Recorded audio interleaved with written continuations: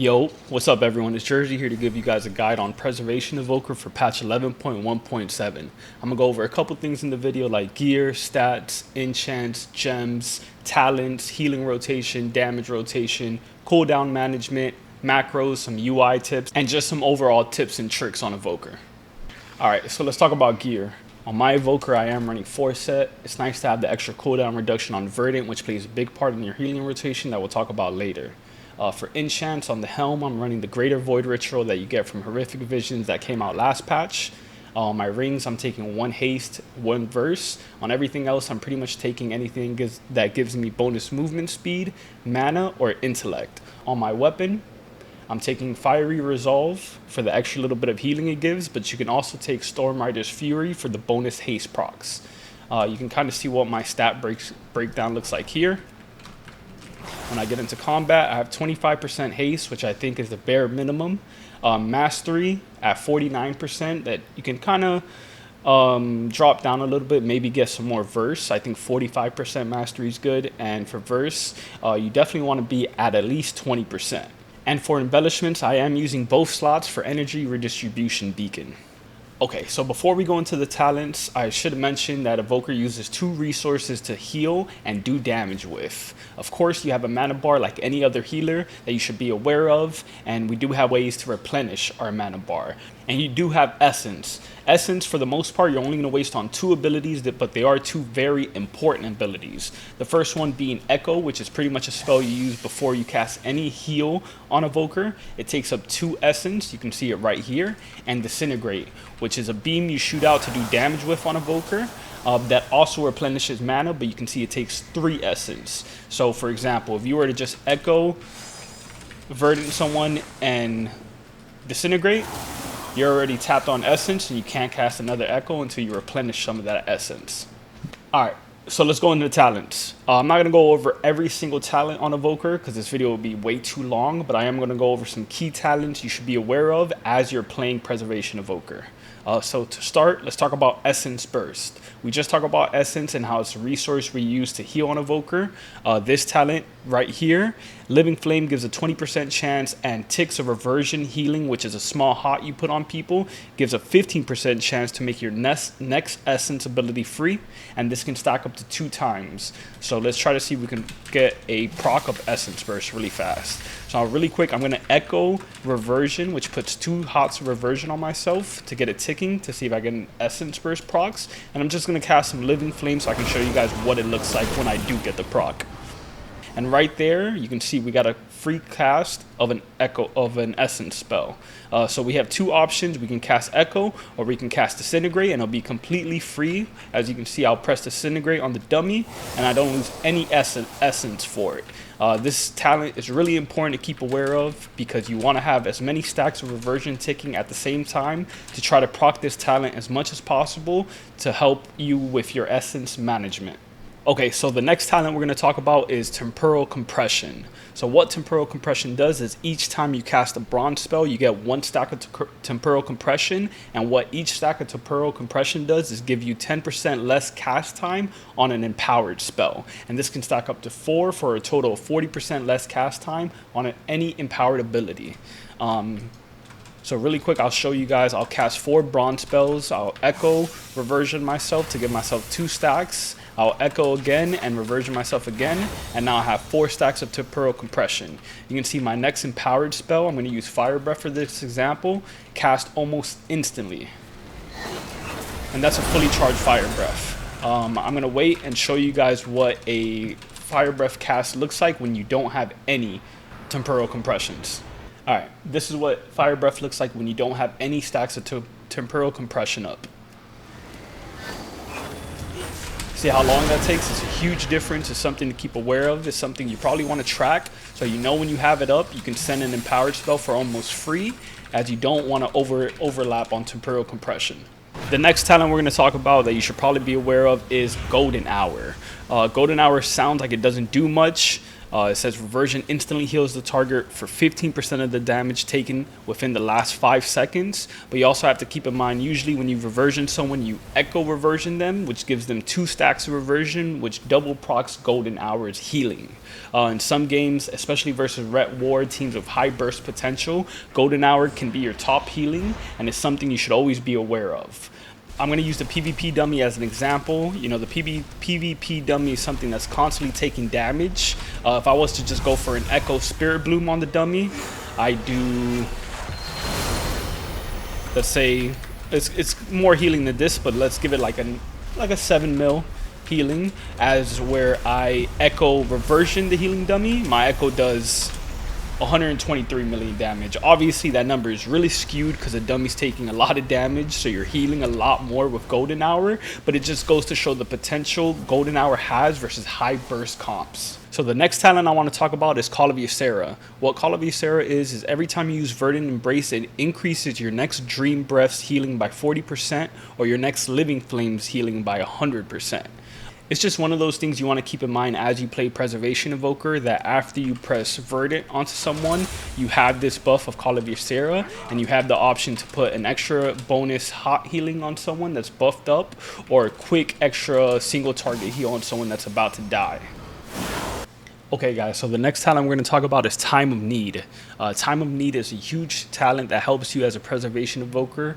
Usually you're susceptible to a lot of CC chains on Evoker because you have a very short range on your healing abilities, which kind of forces you to be in the mix a lot and in line of sight of a lot of CC.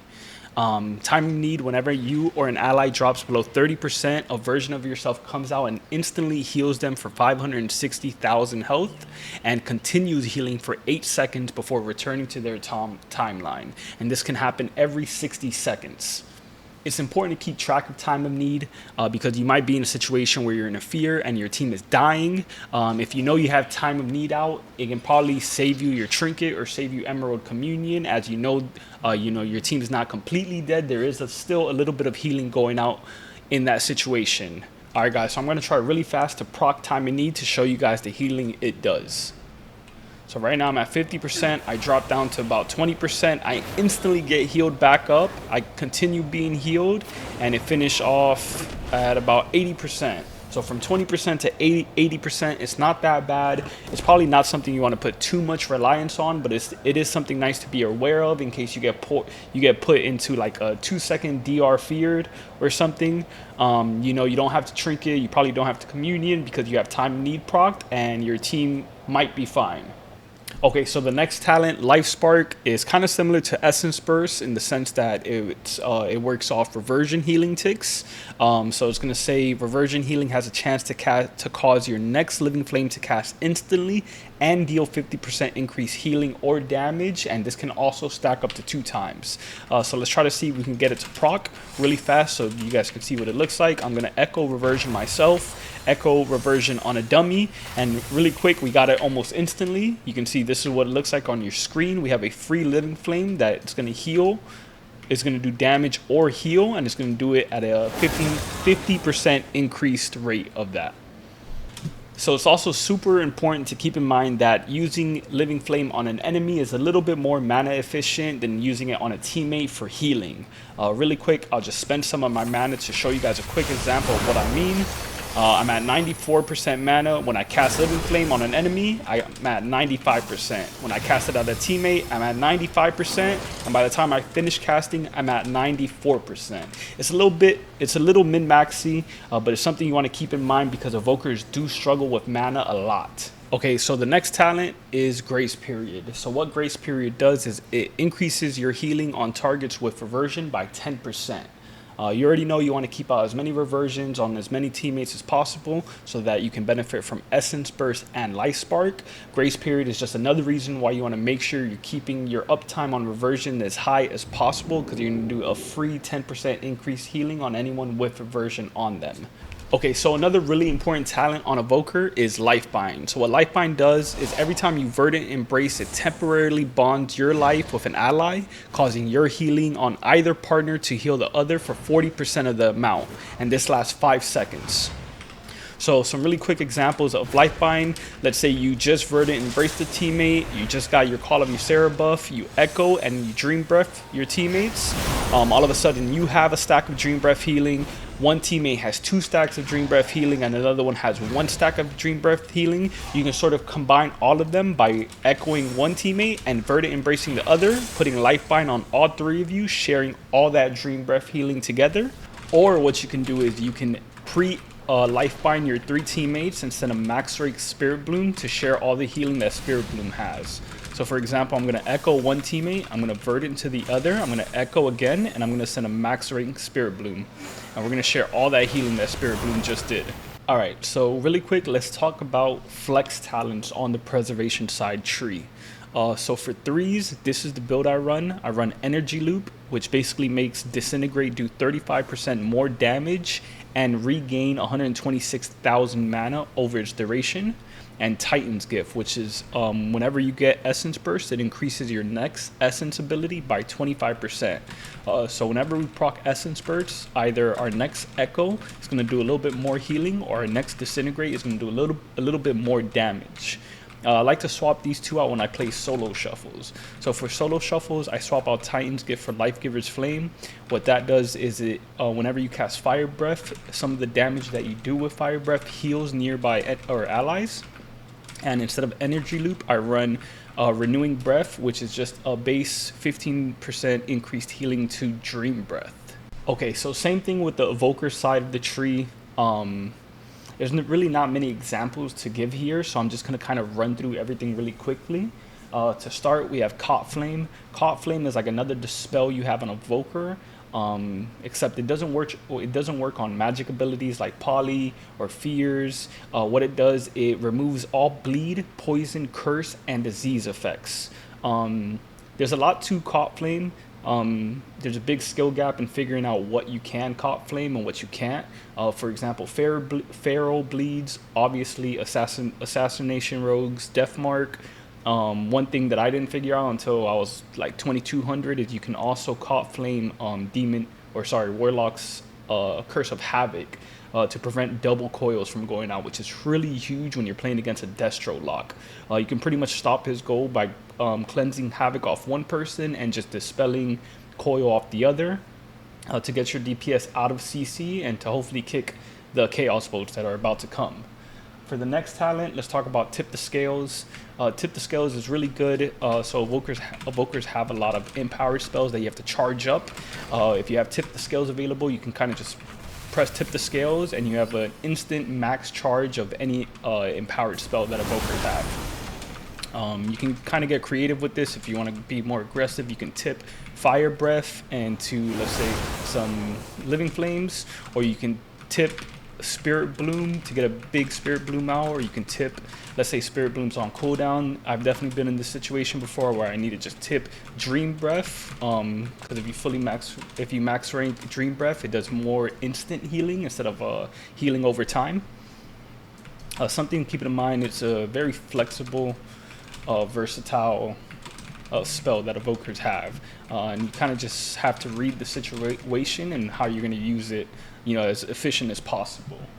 For the next talent, we have Renewing Blaze. This is kind of your get out of jail card on Evoker. It works really good when you pair it with your wall as well, your Obsidian Scales.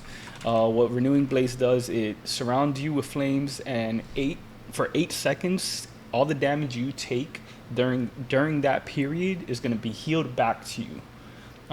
It doesn't work instant, so you can still die when you press this button, but it's just good to know that when you have this up, you're also having a ton of healing going out.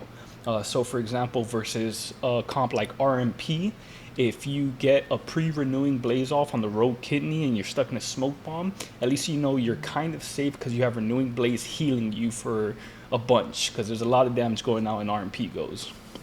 For the next talent, let's talk about a Pressing Roar. This is really simple talent to understand. Basically, when you press it, so for example, I'm gonna sleep this dummy. You see how my sleep does 6 seconds? Well, when I Pressing Roar and I sleep, instead of 6 seconds, it does 9 seconds. So it increases all duration of CC to enemies, and this works for your ally CC as well. So let's say you're playing with a mage and he wants to go for a poly. You have a pressing roar up. You can oppressing roar the enemy he's trying to poly, and you can increase your mage's poly duration on that enemy. Next we have rescue and twin guardian. We're gonna talk about this a little bit more when we talk about cooldowns, because rescue should be treated like a healing cooldown on Evoker, especially with twin guardian. But basically what it is you grab an ally and you rescue them to a different position, right? And it should be important to note too that you can rescue them on top of obstacles, right? So let's say you guys are playing down on this on like a lower level of the arena, and there's a platform above you too. If you want to grab your ally and bring them up to the platform, you can kind of get out of trouble that way. And with the twin guardian talent, you're also going to put a big shield on your ally when you do that. So that's why we kind of treat it like a cooldown. You can use it aggressively. Let's say you're playing with a warrior that doesn't have any more charges and he's trying to catch up to a mage. You can grab your warrior and you can pull him to the mage. You know, so he has more uptime. You probably get a kill from it. Next, let's talk about leaping flames. So this is another one that's kind of simple to understand. All it is depending on how many ranks of fire breath you get off, you're gonna do more. You're gonna send out more fire living flames out. So depending on how many fire breath charges you get, you're gonna send more living flames. So for example, I'm gonna max rank my fire breath, and you see I'm gonna get the buff leaping flames. I have 3 stacks of it. So my next living flame is gonna send out 3 additional living flames. Right, so I hit all 3 of these targets and I actually healed this dummy over here. So it also does healing too. And last but not least, we're going to talk about time spiral and spatial paradox. So time spiral is really easy to understand. When you pop it, you basically grant you and your teammates an extra charge of their mobility. So for example, on Evoker, when you press it, you're going to get a free charge of hover. Same thing if you're playing with a mage and you pop it, you're going to get a free hover and they're going to get a free blink. The warrior is probably going to get a free charge. So super simple to understand. It's on a 2-minute cooldown. It's a pretty big cooldown, so you have to kind of try to be as efficient as possible when you pop it to get max value from it. Spatial paradox is a really interesting one. So on Evoker, you have a really short range. For example, like this dummy, this is the max range I can fly to it with Verdant. I was out of range, so probably like right here, right? That's the max range you can fly on a dummy. That's how short our range is. But when we pop spatial paradox, that changes immensely, right? So spatial paradox, watch this. See that dummy so far away, I can't fly to it. I pop spatial paradox, and all of a sudden, look how far I leap from there. And this works with your damage abilities too. Like you see those training dummies over there? Well, I just hit them all with Living Flame, and I'm casting on them from all the way back there. You know, it's pretty cool too because you can use this at the start of the arena. Let's say you're playing against an enemy rogue. You can spatial paradox and send a pressing roar down the arena and maybe get the rogue out of stealth because he's not expecting you to hit him from so far away, especially on Evoker. Okay, that's pretty much it for the talents. There are some flex picks. Right, so sometimes maybe if I'm playing Ret War, I don't really want time spiral. I want to get aggressive with them. I'll take some increased magic damage. Maybe I'll do 2 points into that, and maybe I'll do innate magic, which basically gives me essence quicker. Remember we talked about essence. I'll probably do this too if I'm playing against a Ret War team, right? I want some extra magic damage so I can be aggressive back and I can try to help my team shift the momentum. And it's nice having the extra regen on essence so I can get more healing out during that too. If I'm playing something against RMP, I would switch this back around. So I'll go back to some extra magic resistance, and I will take this talent, Fire Within, which basically makes my Renewing Blaze, instead of a 1.5 minute cooldown, it makes it just a straight 1 minute cooldown. So you get a little bit of extra survivability. Eventually you'll find out what talents to take. We should probably also note this one, Forger of Mountains. It's kind of good versus BM hunters.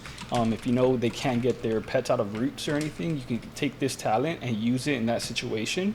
And what it does is just going to root the pets from the BM hunter and stop a lot of his damage, especially during Bistro Wrath. And that's pretty much it from the Evoker tree side of it. All right, and for the final tree, let's talk about Chrono Warden. So for the most part, if you're serious about pushing on Evoker, this is the tree you're gonna run. Flame Shaper is not as good. I am also working on a Flame Shaper build. I'm trying it out. I'm trying to see if I can at least push 2400 on it. But if you're new to Evoker, stick to Chrono Warden. I only want to mention 2 talents on here. For the first one, let's talk about Temporal Burst. And what this does is every time you use Tip the Scales, it increases your haste, movement speed, cooldown recovery by 30%. That decreases slowly over 30 seconds. So every time you cast Tip the Scales, it doesn't matter what empowered ability you use, Temporal Burst, you're moving faster, you have more haste, you can cast quicker on it too. So if you want to get some sleep off, your Disintegrates cast sooner. Any spell you use is going to go on cooldown quicker. It's going to be less cooldown on it. And yeah, it's just something good to know as you play Evoker. When you tip the scales, you kind of want to get aggressive and you want to be in the mix. For the last one, After Image is a major spell to keep in mind. So what it does is every time you use Empower spells, you send 3 Chrono Flames to your targets.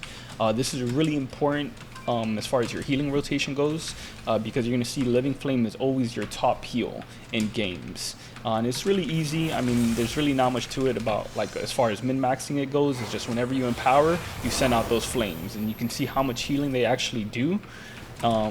You know, it crit for 2.1, it hit for 1.1, 1.2, and that's just extra healing on top of your empowered spells that you're sending out. Same thing with Dream Breath. You see, you can send those flames out, and same thing with Living or Fire Breath. You see, you send those flames out, you do extra damage. So it's something on Evoker we'll talk about in the healing rotation. You just want to cycle through your empowered spells quickly and efficiently, and get as much of those Chrono Flames sent out as possible. All right, so let's talk about PvP talents now. These are the 3 PvP talents I run. I want to say 90% of the games maybe, and I swap them out depending on what comps I'm playing against. So the first one is Scouring Flame. So what this does, it makes your Fire Breath act like a purge, and it does make a difference depending on the rank of Fire Breath you cast. So for example, if I cast a rank 1 cast of Fire Breath, it's going to send 1 purge out onto all the enemies hit.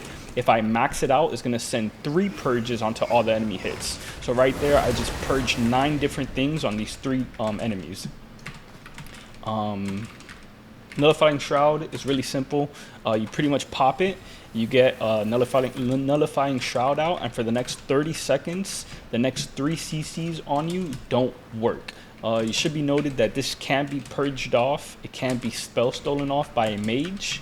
So you probably don't want to run it against mages, especially arcane mages. It's probably fine versus Frost or versus a fire mage. But do keep in mind that you probably want to stay LOS of the mage so they can't actually spell steal your shrouds off. The next one is Time Stop. Time Stop is a huge PvP talent. I personally loved running it. It was a little uncomfortable to get used to at first. It basically stops time on whoever you cast it on, and nothing happens to them for, 5 seconds, right? It should be noted that if you were to time stop someone that's in a stun, when they get out of time stop, they're still going to be stunned, right? So for example, that's what it looks like. For those 5 seconds, absolutely nothing can happen to me. I can't be CC'd, I can't be hit. It's really nice to use on yourself to avoid CC. Let's say there's a cyclone going off on you, you don't know what to do, you don't have kick up, and your team's dying. You can time stop yourself really fast and cancel time stop to get yourself out, and you would completely avoid that cyclone hitting you. It's also really nice, let's say for a Warrior Spear, let's say you got a teammate stuck in Warrior Spear, you can time stop them, so you know they're not going to be pulled back into the spear, and rescue them out. So different options you can take. Obsidian Metal is pretty much anytime you cast your Obsidian Scales, you get Aura Mastery on yourself. So what that means is you can't be kicked, silenced, and you can't be pushed back on your cast. Swoop up is a very niche one. It works sort of like rescue, which we just talked about, except on enemies, and the range is a little bit shorter. So the same way you rescue your teammates out of situations, you can use swoop up, and you can grab an enemy, let's say, into your teammates, so you can pull them away from your teammates. It's not recommended to use. It's super niche and super situational. You generally want to stay away from this. Same with chrono loop. I don't see any point in ever using chrono loop. I've tried to make it work. It doesn't. It can just be dispelled off by the enemy healer. Unburdened flight is a nice one. It makes it so that whenever you hover, you can't be affected by any movement impairing effects. So if you're playing, like, let's say you're playing against a DK and you know he's going to go on you, it's nice to take this talent and just hover around, and he can't slow you and make it really hard for him to catch up. Divide and Conquer is a cool one. I actually run this one a lot because of the comp I play. It's really situational. You probably shouldn't use it most of the time. It's basically whenever you cast your Deep Breath, you put up these walls here to line of sight whoever you're hitting and create this barrier, sort of. We also have Dreamwalker's Embrace. Dreamwalker Brace is okay. I think it's only good versus pet classes or classes with a lot of pets. Basically, whenever you verdant onto an enemy or an ally, so whenever you verdant to an ally, it creates this tether. Enemies inside the tether are going to take damage, and you're also going to heal your ally for the damage they're taking inside the tether. So super niche. If you're playing something like jungle, if you're playing like PhDK with a Beastmaster, Dreamwalker might be good. You might get some good value from it, but generally it's not that good. It also should be noted that when you are tethered with somebody, you do get a slight movement speed increase too. You see how much faster I'm running now that I have it tethered? And then we have Dream Projection. Dream Projection is a really cool one too. So for example, if I'm playing against a mage, maybe I'm going to stay with the Purge on my Flame Breath and I'm going to drop Shroud, I'll probably take Dream Projection instead.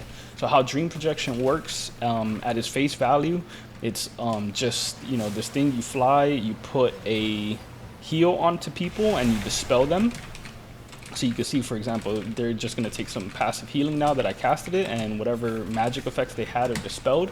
But I like using it for CC. So let's say I know the mage is about to get a poly on me, or I know the paladin's running at me to get a Hodge. I will pre-cast Dream Projection to get in that flight form, and I'll sort of hover around my own body so that whenever they do get the CC off, it'll insta dispel me out of it. And yeah, that's all the PvP talents on Evoker.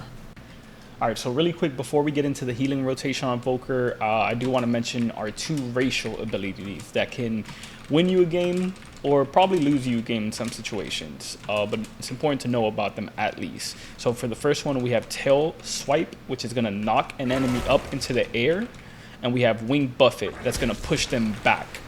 So it's really nice to know about these talents and to use them in certain situations where you can sort of, let's say, knock a healer down onto a lower platform and get him LOS of his team so you can get the kill. Or if you just want to interrupt, let's say, a polycast or a cyclone class, you can use Tail Swipe to knock them in the air, thus canceling their cast. Alright guys, so let's talk about the healing rotation on Evoker. For the most part, the healing rotation is really simple. You only have like 6 spells that can heal someone.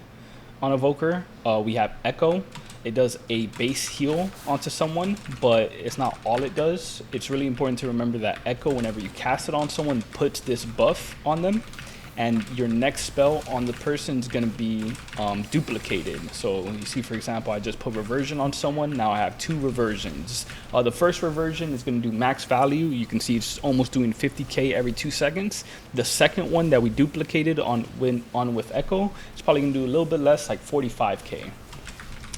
You generally want to use Echo before you cast any other heal on Evoker, but that can be subject to change, you know, as we go through with the healing rotation. The next one is Spirit Bloom. Spirit Bloom is a huge heal. If you Echo Spirit Bloom someone, it's probably going to top them because you're also sending out those Chrono Flames when you cast an empowered spell. Echo Spirit Bloom is one of those empowered spells. Depending on the rank you cast it, it's going to heal more people. So rank 1 is going to heal 1 person, rank 2 is going to heal 2, rank 3 is going to heal 3 people. It's going to heal your whole team, you know, assuming everyone's in range of it. There are situations where you cast a full rank Spirit Bloom and 1 DPS isn't in range to receive any of the healing. Kind of sucks, but that's just how it is when you play Evoker. We have Dream Breath. At its face value, it's going to do some healing, but it's also going to put a hot onto someone. You know, it's really nice when you echo Dream Breath. It puts 2 hots on people. You're going to see Dream Breath is going to be one of your top heals because it's just a huge hot that you're putting onto someone, right? And then we have Verdant Embrace. Verdant Embrace is super simple. It's a nice single target heal that you cast. That's a shit ton. It's nice when you echo Verdant someone too. It's a quick heal you can put on someone, and it plays a big part into what follows after. So really quick, the breakdown is you usually want to echo reversion both your teammates just to get those reversion ticks going so we can get Essence Burst procs, which we just got right now, meaning our next echo is going to be free. If I have a free echo, I'll probably cast Echo Verdant onto someone and get the Call of Ysera buff. And then I'll follow up with Echo Dream Breath to get the buff Dream Breath going off. So you can see right there, it's doing 85 and 63 healing every 2 seconds. And then, of course, my other ally got hit with it because it is an AoE ability. Now they're also getting that 85k every 2 seconds. So that's one combo you can do with the Call of Ysera buff. Another one you can do is you can echo a teammate and Verdant the other. Meaning that teammate you echoed is going to get some of that Verdant healing even though you cast Verdant on someone else to get Life Bind up, and then you echo again and cast a max rating Spirit Bloom to send out just a ton of healing onto everyone. Something you can do as well, if you have the Call of Ysera buff active, which I have right now, you can echo both your teammates, cast a Dream Breath, get 4 ticks of Dream Breath going out. You can echo one person and Verdant the other and start sharing all that Dream Breath healing. We also have Living Flame that you can use to heal. It's not recommended to do it unless you really need to because it's not as mana efficient, which we talked about. But you know, there are going to be times where you have this Ancient Flame on you, which basically makes it so your Living Flame is almost like an instant cast. Like you see how fast I'm casting it there. If you absolutely need it, you can use it to save someone. You can echo into a quick Living Flame for someone that just needs that little extra bit of healing. But for the most part, you just want to use it to deal damage with. And yeah, that's pretty much the gist of Evoker healing. It can get kind of tricky. You know, trying to min-max your life binds, trying to keep up with your reversion ticks, and trying to just capitalize on, you know, on cycling through your empowered spells. But you know, with practice, you'll get the hang of it. You'll have a good uptime on reversion. You'll cycle through your empowered spells effectively, and you will min-max your life bind to its fullest potential, and then you know how to heal on Evoker.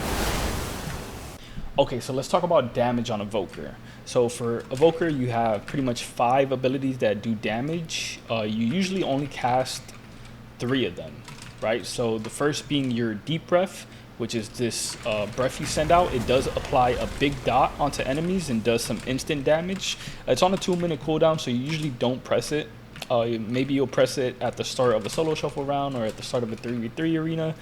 Maybe you press it to get yourself out of CC, because once you're in that flight form, you cannot be CC'd.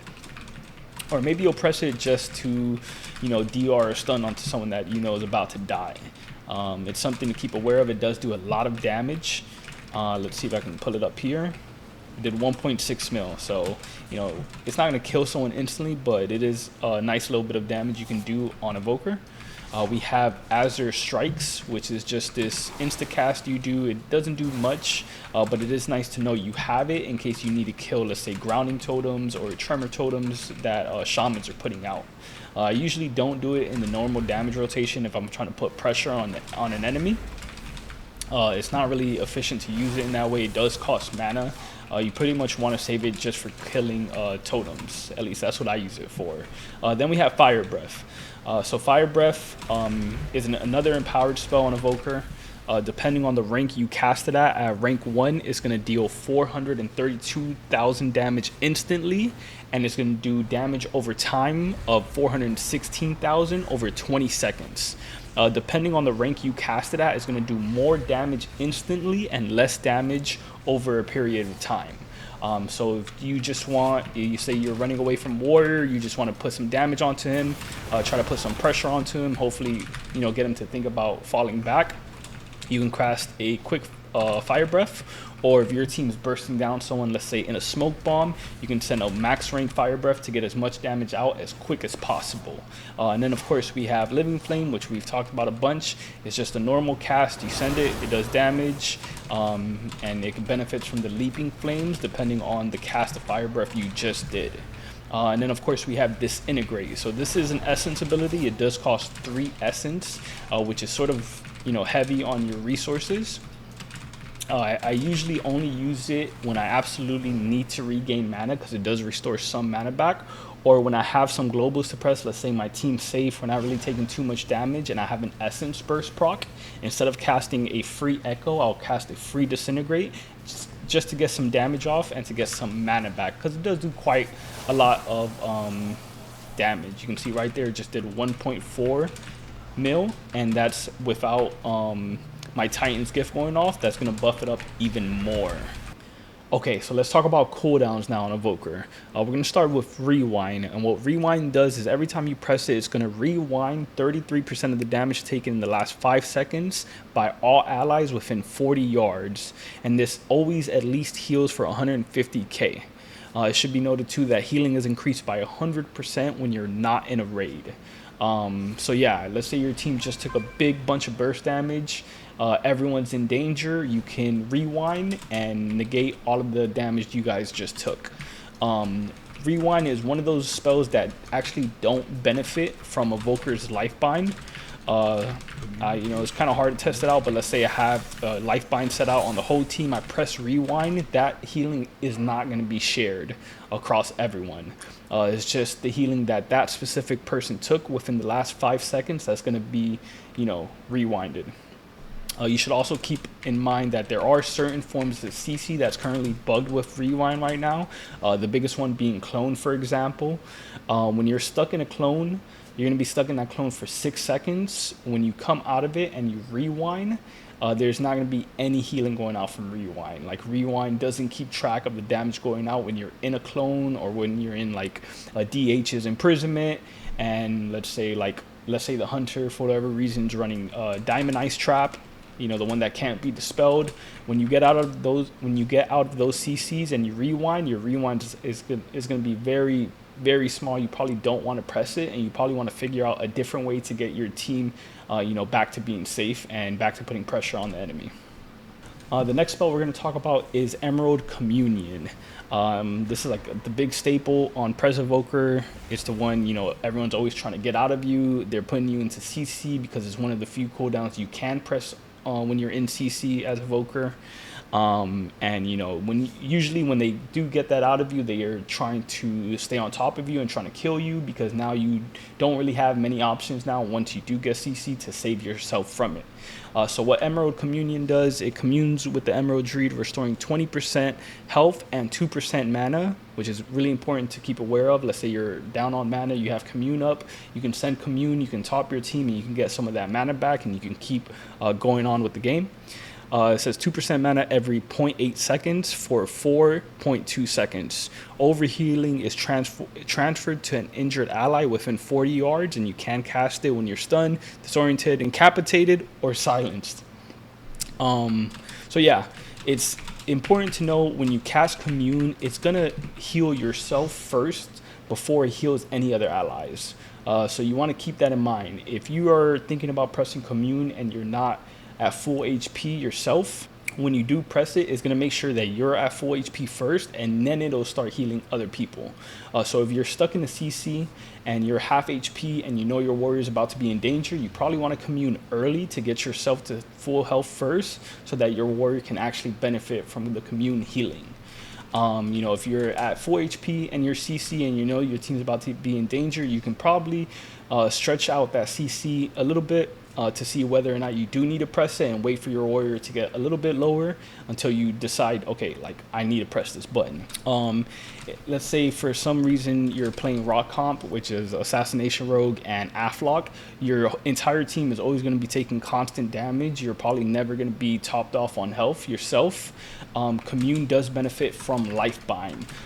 So what you can do if you're not in the CC, or let's say you did it before you get into the CC, you can echo someone and life bind, or verdant embrace another to get life bind off, and then you can press commune, and all that healing from commune is going to be shared across your 3 teammates, and it's just going to put you guys in a safe position again. So the next cooldown we're going to talk about is time dilation. So what it says is it stretches time around an ally for the next 10 seconds, causing 50% of the damage they would take to instead be dealt over 10 seconds. So you pretty much press it on someone, and now whatever damage they take won't hit them immediately, but it still will be stretched out over the period of time dilation. It's not a button you can press that's absolutely going to save someone. You know, when you do press it, you have to keep in mind that they're still going to take that damage eventually. It's just the damage to sort of stop, you know, a big burst go, or maybe give you some more time until your dream breath is up, or your spirit bloom, or maybe you have 2 seconds on rescue, someone's about to die, you can't rescue them out, you can time dilate them, and then you can rescue. You can also use this sort of aggressively. Let's say you want to go for a sleep onto an enemy healer that's hiding behind a pillar, but you don't want to leave your teammates with nothing. You can send time dilation on someone, know that they're going to be okay for 10 seconds, they're not going to take immediate damage. You can push in, get that sleep, and come back to your team and hopefully heal them back up for the damage they're about to take from time dilation. All right, so we said we we're going to talk about it more. Let's talk about rescue now. So I kind of already explained what it does. It, you know, grabs an ally and bring them to a position that you want. You can grab someone. Let's say I'm standing here, my teammate is standing there. I can grab them behind a pillar. So instead of just rescuing them in a straight line like this, I would rescue my teammate. We'll both jump to my location, and then we'll both jump to the location that I want us to go. It's important to use this as like a healing rotation because it puts a massive shield onto some people. You can see right here, because of Twin Guardian, rescue protects you and your ally from harm, absorbing equal to 30% of your maximum health for 5 seconds. So when I'm in combat, I have about 12 million health. It's going to put a 3 million shield onto me and an ally, and that's only on a minute cooldown. So yeah, kind of a nice cooldown to keep in mind on Evoker. Okay, now for the last cooldown, we have Stasis. So what Stasis does, it causes your next 3 helpful spells to be duplicated and stored in a time lock. You may reactivate Stasis at any time within 30 seconds to quickly unleash their magic. So pretty much every time you press Stasis, the next 3 healing abilities you cast is going to be stored within the Stasis. And then when you recast Stasis, it's gonna send out those 3 spells you casted during your Stasis period. There's a bunch of different combos you can use inside of Stasis. So for example, let's say I press Stasis now. Usually what people do is they verdant onto someone, they echo, and they cast a max rank Spirit Bloom, and that's going to be stored within Stasis. So the next time they pop it, it's going to be that same rotation. It's going to send a verdant heal onto someone. It won't actually fly you to their location. It's going to send just the heal, it's going to send the echo, and it's going to send the max rank Spirit Bloom. It's nice because Spirit Bloom is a big heal. It kind of sucks when it's on cooldown. Let's say your team's still taking massive damage. At least you know you have a fully charged Spirit Bloom inside of Stasis that you can pop whenever you want, if Spirit Bloom itself is actually on cooldown. One of the combos I personally like using on Stasis is I like to pre-verdant embrace my teammate to get the Call of Ysera buff. I pre-echo my teammate and then I pop Stasis, which I just did. I full cast Spirit Bloom. I echo my teammate again and I get a Dream Breath out. So that's actually going to put 2 empowered spells into my Stasis. And so when I do need to recast it, I'm going to have more empowered spells and more Chrono Flames going out, which in my opinion is a little bit more healing inside of your Stasis rotation. And another combo I see people use during their Stasis, I actually just recently learned about this combo, is you pre-echo your teammate, you pop your Stasis, you get a full charge of Spirit Bloom off, you press Verdant into a Dream Breath, rank 1 Dream Breath without any echoes. I just learned about this combo. It's probably the best combo you can do because it gets both empowered spells, sending a massive amounts of chrono flames out, and it gets your verdant embrace out, which is a big heal in its own right. I'm really used to the second combo I mentioned. It's the one I found the most success with. It's the one I'm most comfortable with. All of these options are great. It's very situational depending on what you have available in that moment that you use your stasis and what's going on in the game. But it's important to know about all three combos and to get comfortable with all three of them so that you can use whichever one depending on the situation where you need it. All right, so now let's talk about some tips and tricks on Evoker. I mentioned a few throughout the video, but I was watching it back and I saw that there are a couple that I didn't mention. So I'll start with a really basic one. We all know how rescue works now. You grab an ally and you bring them to a location wherever you pick. I really like doing this trick versus warriors. If I rescue someone and I pull them away from the warrior, usually the warrior is going to charge at them. You can actually cast your knockback ability or your knock up ability and cancel the warrior's charge, forcing them to have to use more mobility to catch up to your team.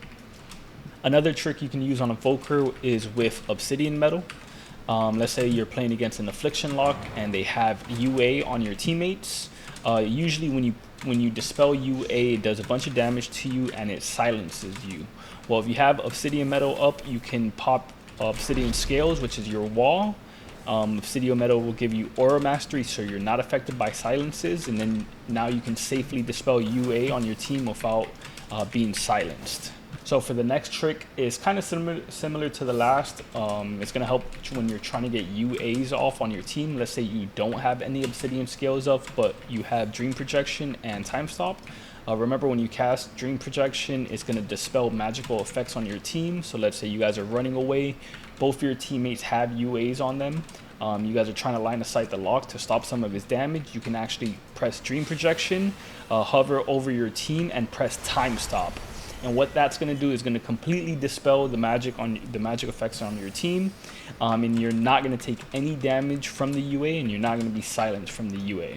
And for the last trick that I didn't get to mention throughout the video, spatial paradox also works on your rescue. So usually your rescue is a pretty short range. It says 30 yards. You know, you'll probably grab your teammate from here to right here, depending on where you're standing.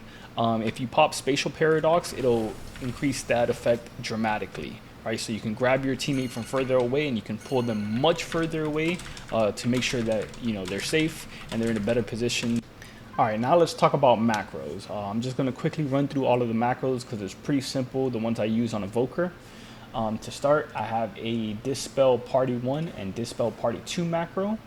I'm using a Courser Deep Breath macro. I'm not using it specifically right now on this Evoker because I do run the Divide and Conquer talent on this Evoker. So I like to line up my Deep Breaths and make sure I'm really accurate with where I'm putting my curtains up. But you can kind of see what that macro does, right? So this is normal Dream Breath. It lets you pick out where you want to send it, and then you actually have to left click again to send the deep breath, versus if you use this macro, it'll just be instant. Let me find it here. I'll put it on really quick for you guys. I do run this on my other Evokers though, so you'll see wherever my cursor is, it's just gonna send the deep breath automatically. I don't have to spend time doing that second click. I'm also using some target party 1 and party 2 macros. It just helps me to swap back and forth between my team to get heals off. I'm using arena 1, 2, 3 kick macros. I'm using a stop casting macro. I think this macro is really important that you should probably get used to using because when you're in your hover, moving actually doesn't cancel your cast.